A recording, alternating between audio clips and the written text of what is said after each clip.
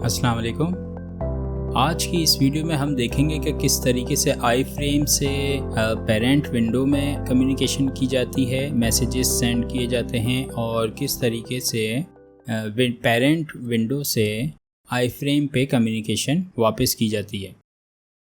तो ये हमारे पास एक साइट है जिसके ऊपर हम वर्किंग कर रहे हैं। यहाँ पे ये एक 3D इन्वायरमेंट है जो कि कम्प्लीटली जावास्क्रिप्ट पे बना हुआ है और ये हमारे पास है क्लाउड फ्रंट पे। अब बात ये है कि हम यहाँ से जो क्लाउड फ्रंट का इन्वायरमेंट है यहाँ से मैसेज जो है वो पोस्ट करवाएंगे हम अपनी मेन विंडो पे, जबकि ये क्लाउड फ्रंट का जो URL है वो हमारे पास चल रहा होगा आई फ्रेम में। इसी तरीके से बहुत सारे मैसेजेस होंगे या बहुत सारी कम्युनिकेशन होगी जो कि हमारी की जाएगी पेरेंट विंडो से आई फ्रेम पे। तो जैसे कि आप ये देख सकते हैं कि इस वक्त हमारे पास मेन विंडो में जो है वो जब एग्जीक्यूट कर रहा है तो हमारे पास 2 लिखा हुआ आ रहा है, जबकि क्लाउड फ्रंट के ऊपर चलने पे यहाँ पे 0 है। तो हमने क्या किया कि ये हमारे पास जो इस वक्त ये जो कोड है ये किया हुआ है आई फ्रेम वाली विंडो पे। तो जहाँ पे आपका आई फ्रेम का कोड है वहाँ पे आपने जावास्क्रिप्ट के ऊपर ये लिखना है window.parent.postMessage और वहाँ पे आप अपने हिसाब से जो भी डेटा है वो आप उसको प्रोवाइड कर दीजिए। मैं यहाँ पे email, previous event, current event, record event time वगैरह जो है वो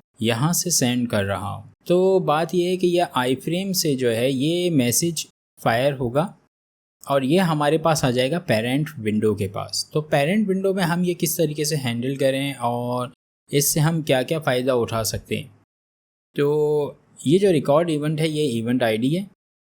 तो यहाँ पे मैं आपको ये दिखा रहा हूँ ये सेकंड कोड जो कि लगा हुआ है हमारे पास विंडो में। तो जो पेरेंट विंडो है वहाँ पे हमने एक ऐड लिसनर लगाया मैसेजेस का और उसके बाद हमने इससे ये कहा कि जो इवेंट है इस इवेंट से ये देखो कि इवेंट आईडी कौन सी है, अगर अनडिफाइंड है तो रिटर्न हो जाओ। तो ये इवेंट आईडी है इस वक्त रिकॉर्ड इवेंट की। तो हम इसको किस तरीके से हैंडल करेंगे, हम यहाँ पे जो है वो स्विच की एक स्टेटमेंट लगा लेंगे और स्विच के अंदर हम ये देखेंगे कि इवेंट आईडी हमारे पास कौन कौन सी आ रही हैं। तो जिस हिसाब से जो चीज़ आ रही होगी उसका जो डेटा होगा वो हम आगे फॉरवर्ड कर देंगे। तो ये यहाँ पे हमारे पास केस है रिकॉर्ड इवेंट का। तो रिकॉर्ड इवेंट को हमने एक रिकॉर्ड इवेंट के फंक्शन में जो है वो आगे फॉरवर्ड कर दिया जो कि ले रहा है यही वाले वेरिएबल्स इनपुट में।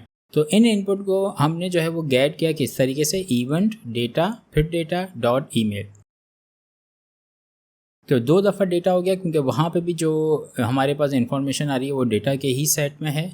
तो और ये वो फंक्शन है जहाँ से हम इसको आगे एग्जीक्यूट करा रहे हैं। तो यहाँ पे ये वाली कम्युनिकेशन कंप्लीट हो जाती है यानी कि आई फ्रेम से पेरेंट विंडो में।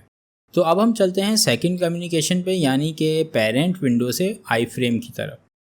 तो ये जो कोड है ये हम यहाँ पे लिखेंगे हम अपने आई फ्रेम के ऊपर, ठीक है। ये हमारा आई फ्रेम का कोड है कि आई फ्रेम पे हम क्या कोड करेंगे।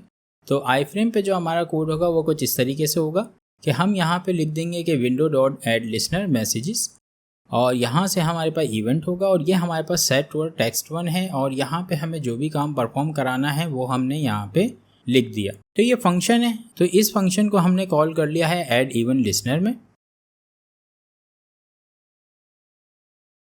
और अब आते हैं हम अपने पेरेंट विंडो की तरफ।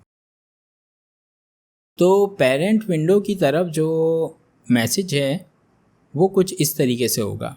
क्योंकि पेरेंट विंडो से हम मैसेज फायर कर रहे हैं आई फ्रेम की तरफ, तो फिर ये document dot gate element by ID ये हमारे आई फ्रेम की आईडी है और उस पर हमने मैसेज जो है वो पोस्ट किया और सिर्फ एक जी स्कोर का वेरिएबल है, इसके अंदर जो है ये यहाँ से वैल्यू पास हो गई।